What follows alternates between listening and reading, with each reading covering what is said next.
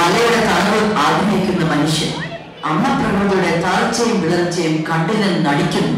അമ്മ ഭൂമിയുടെ വ്രണങ്ങൾ മാലിന്യങ്ങൾ കൊണ്ട് അഭിഷേകം ചെയ്യുന്ന മനുഷ്യൻ അന്ധനാവുന്നത് എന്തുകൊണ്ടാണ്? മനസ്സിലുള്ള മാലിന്യം കൊണ്ട് ശുദ്ധീകരണം നടത്തി ഹരിതാഭയുടെ സുഗന്ധം പരത്താൻ മനുഷ്യർക്കാകുമോ എന്ന് അന്വേഷിക്കുകയാണ് ഞങ്ങൾ ആരംഭിക്കുന്നു.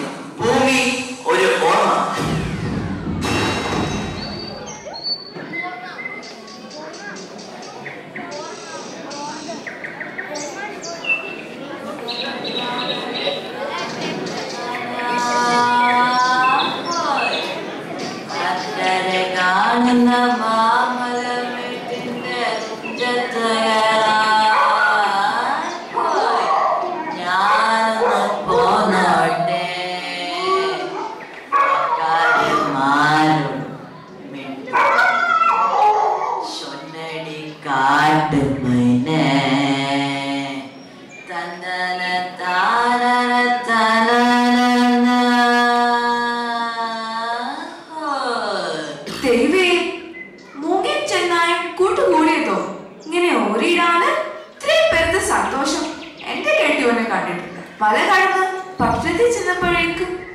മനുഷ്യനൊരു മാറ്റം.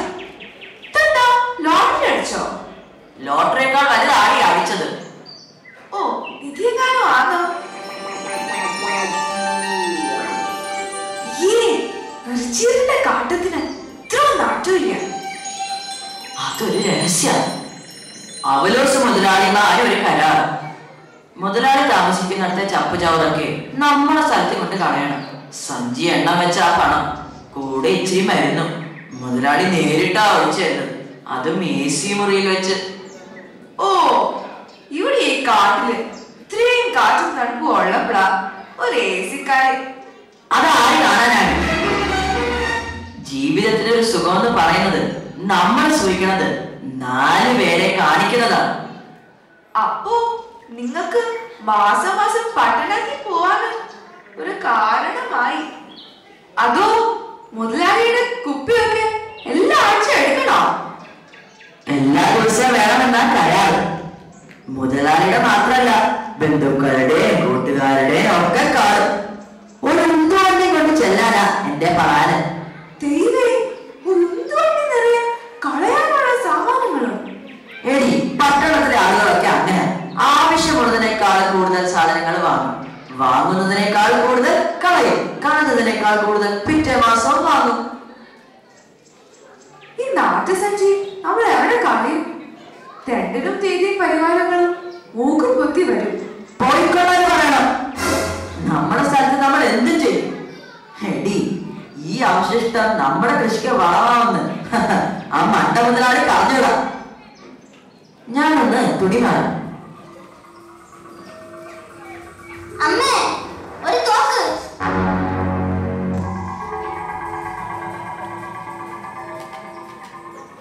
ഇത് മുഴുവന് വളച്ച കറിയും പ്ലാസ്റ്റിക് സാധനങ്ങളും ആണല്ലോ. ഇതെങ്ങനെ നമ്മുടെ പച്ചക്കറിക്ക് വളമാവും? അല്ല മോളെ, പണം കിട്ടി വാങ്ങിയതാ. ഇത് വളമാണോ വിഷമാണോ എന്നറിയണമെങ്കിൽ ആർക്ക് പണം കൊടുക്കണം?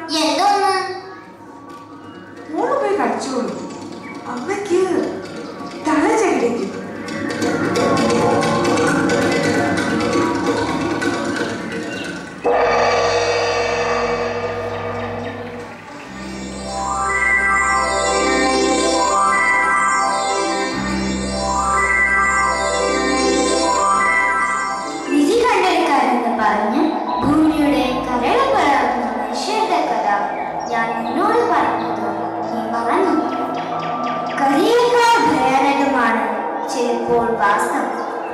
ഭൂമി ഒരു വലിയ കുപ്പത്തൊട്ടിയാകുന്ന കാണാൻ ആകാശത്തു നിന്ന് നോക്കണമെന്നില്ല.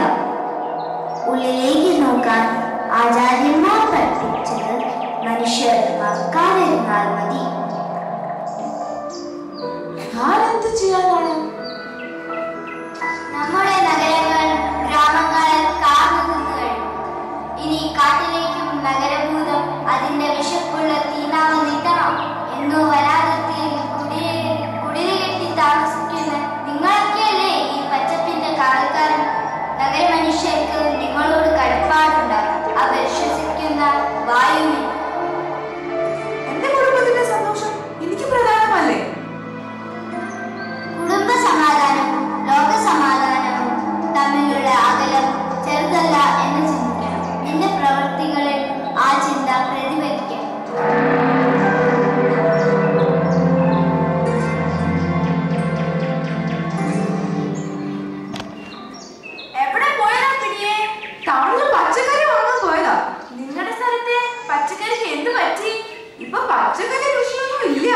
വേസ്റ്റ് കത്തിച്ച് അതൊക്കെ വാടിപ്പോയ പിന്നെ ടൗണിൽ നിന്നാ വാങ്ങല്.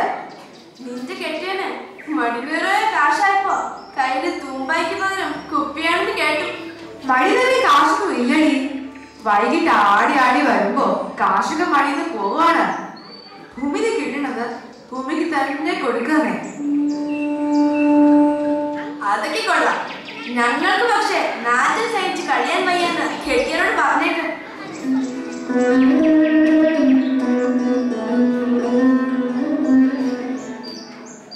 എന്ത് പറ്റി നിനക്ക്?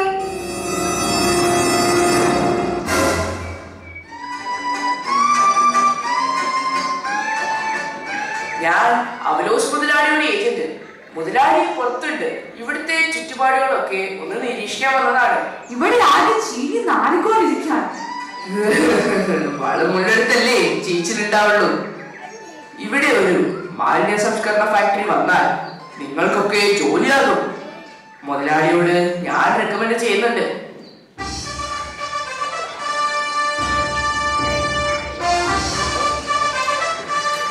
എത്ര നേരമാണോ ഞാൻ പുറത്തു വെക്കണം? നിങ്ങളെയൊക്കെ ഒന്ന് കാണാൻ വന്നതാണ്. എന്റെ പുരുഷൻ എവിടെ ഇല്ലെന്ന് മുതലാളിക്ക് അറിയാവുന്നല്ലേ?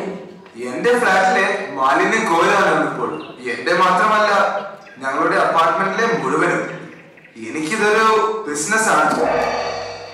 ഇവിടെ വന്നത് ഇവിടെ മാലിന്യം കൊണ്ടുവന്ന് തള്ളുന്നു എന്ന് പറഞ്ഞ് ചില ആളുകൾ സമരത്തിന് ഇറങ്ങിയതായി ഞാൻ അറിഞ്ഞു.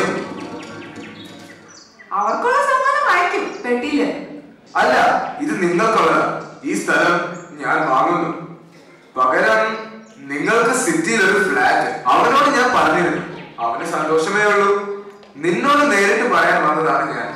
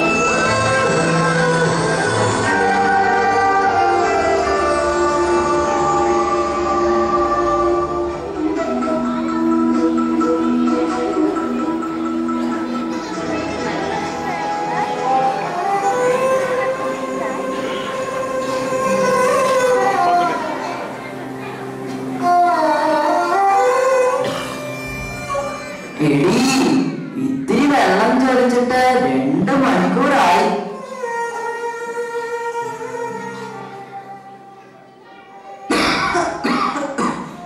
എനിക്ക് ഇത്തിരി വെള്ളം കുടിക്കാൻ.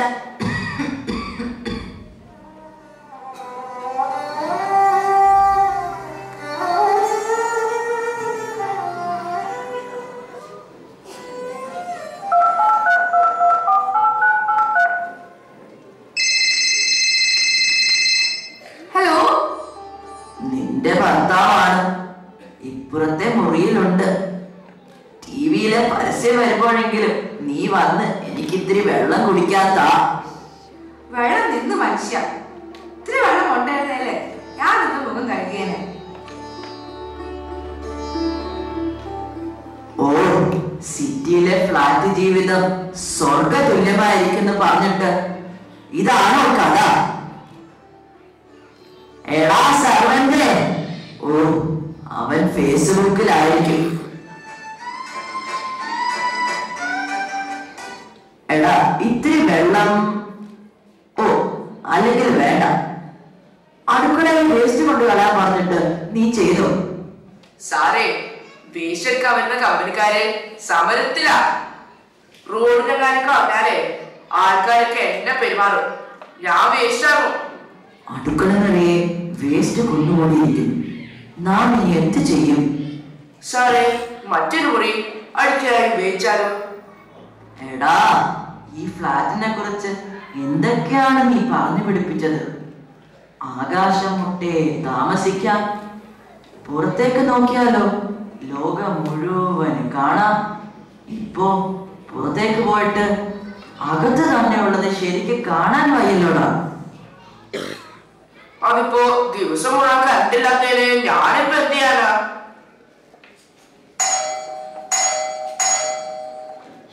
ആ കച്ചറെടുക്കാൻ വന്നവരായിരിക്കും.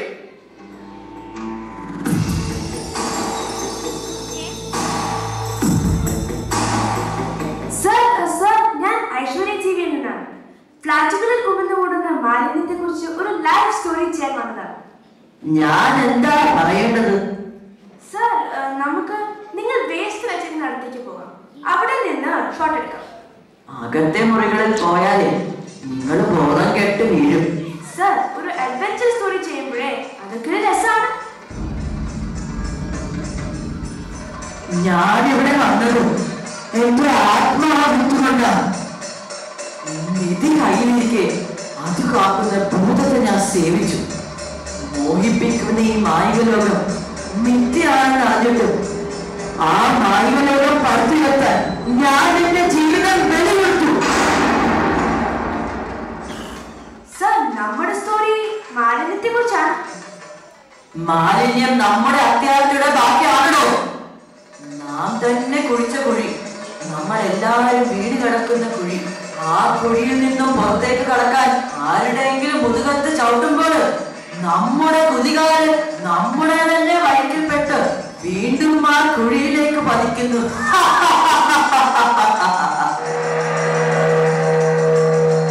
സാർ എന്തൊക്കെയാണ് ഈ പറയുന്നത്? സാർ വട്ടുപിടിച്ചോ? കാണുമോ?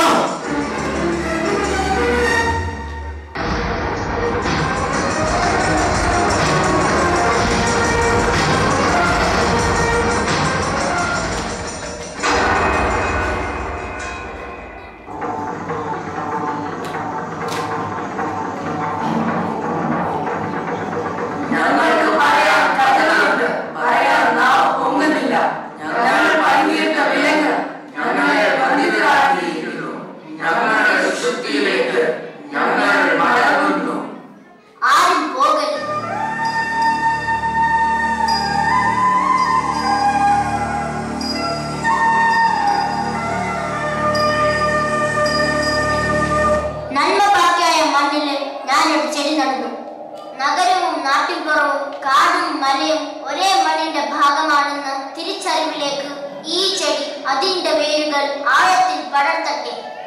വരുംകാല ജനത അതിന്റെ തണലിൽ നിന്നും 1000 പുഷ്പങ്ങൾ വിരിയിക്കട്ടെ. വരൂ, സ്വയം സൃഷ്ടിച്ച സുഷുപ്തിയിൽ നിന്നും ഉണരൂ. മനസ്സിൽ ഇത്തിരിയെങ്കിലും ഹരിതാപ ബാക്കിയുണ്ടെങ്കിൽ ഈ ചെടിക്ക് പകർന്നേക്കൂ.